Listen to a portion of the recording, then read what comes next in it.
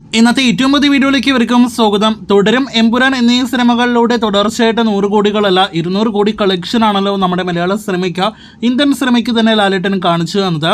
മലയാള സിനിമയിൽ ഇതുവരെ ഏറ്റവും അധികം 100 കോടിയിലധികം കളക്ഷനും നേടിയെടുത്തിരിക്കുന്നത് ലാലേട്ടനാണ്. ലാലേട്ടന്റെ 4ാമത്തെ 100 കോടിയിലധികം കളക്ഷൻ പിന്നിട്ട സിനിമയായിരുന്നു തുടരും. പുലിമുരുകൻ, ലൂസിഫർ എന്നീ സിനിമകളിലൂടെ ആദ്യ 2 100 കോടികൾ മലയാള സിനിമയ്ക്ക് കാണിച്ചു തന്നിട്ട് പിന്നീട് വലിയൊരു ഗ്യാപ്പിന് ശേഷമാണ് ലാലേട്ടന്റെ 2 100 കോടികൾ തുടർച്ചയായിട്ട് മലയാള സിനിമ ഈ വർഷം കണ്ടത്.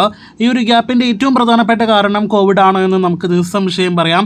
കോവിഡ് കാരണം മലയാള സിനിമയ്ക്കും ലാലേട്ടനും വലിയ നഷ്ടമുണ്ടാക്കിയെന്ന് നാം മനസ്സിലാക്കുന്ന ഒരു കാലത്തിലൂടെയാണ് ഇപ്പോൾ കടന്നു പോകുന്നത്. നമ്മുടെ ഒരു നിരീക്ഷണത്തിൽ ലാലേട്ടന്റെ 100 കോടി നഷ്ടമാക്കിയ 3 സിനിമകളെ കുറിച്ചാണ് ഈ വീഡിയോയിലൂടെ പ്രേക്ഷകരിലേക്ക് എത്തിക്കുന്നത്.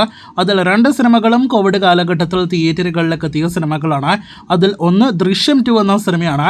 2021 ഫെബ്രുവരി മാസം ഡയറക്റ്റ് OTT റിലീസായിട്ട് ആമസോൺ പ്രൈമിൽ ലഭ്യമായ സിനിമ അന്ന് വലിയ തരംഗമായ വൻ അഭിപ്രായം നേടിയെടുത്ത സിനിമയെല്ലാം തന്നെയാണ്.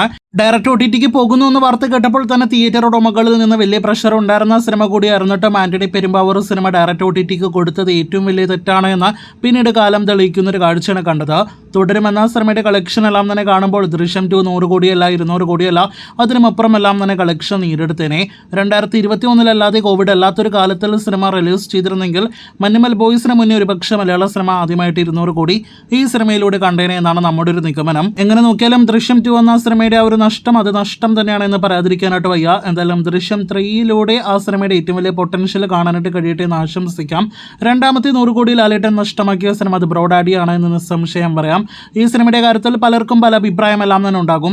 പക്ഷേ ഗുരുവായൂർ അമ്പലനടയിൽ എന്ന സിനിമയ്ക്ക് 90 കോടിയും വർഷങ്ങൾക്ക് ശേഷം എന്ന സിനിമയ്ക്ക് 83 കോടിയിൽ പരം കളക്ഷനും നേടിയെടുക്കാമെങ്കിൽ ഈ ഒരു കോമഡി ഫാമിലി എന്റർടൈനർ സിനിമ ബ്രോഡാഡിക്ക് ഉറപ്പായിട്ടും 100 കോടി കളക്ഷൻ എല്ലാം തന്നെ അന്ന് നേടിയെടുക്കാമായിരുന്നു.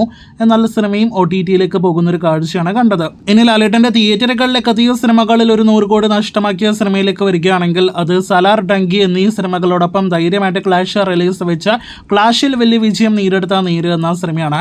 85 കോടി ഫൈനൽ വേൾഡ് വൈഡ് ഗ്രോസ് നേടിയെടുത്തെങ്കിലും ഇനിയും ഒരു 15 കോടിയെല്ലാം തന്നെ ഈസി ആയിട്ട് സിനിമയ്ക്ക് കളക്ഷൻ നേടിയെടുക്കാമായിരുന്നു ക്ലാഷ് റിലീസ് അല്ലായിരുന്നുവെങ്കിൽ. എമ്പുരാൻ, തുടരും എന്നീ സിനിമകളിലൂടെ നിലവിൽ ലാലേട്ടന്റെ കോട്ടയായി മാറിക്കഴിഞ്ഞ ഓവർസീസിൽ സിനിമയ്ക്ക് അന്ന് വലിയ സ്ക്രീൻ കൗണ്ടൊന്നും തന്നെ സലാർ, ഡങ്കി റിലീസ് കാരണം ഇനിഷ്യലായിട്ട് ലഭ്യമായിരുന്നില്ല. അവർ ഒറ്റ കാരണം കൊണ്ടാണ് നേര് എന്ന സിനിമയ്ക്ക് 100 കോടി കളക്ഷൻ നേടിയെടുക്കാനാവാതെ പോയത്.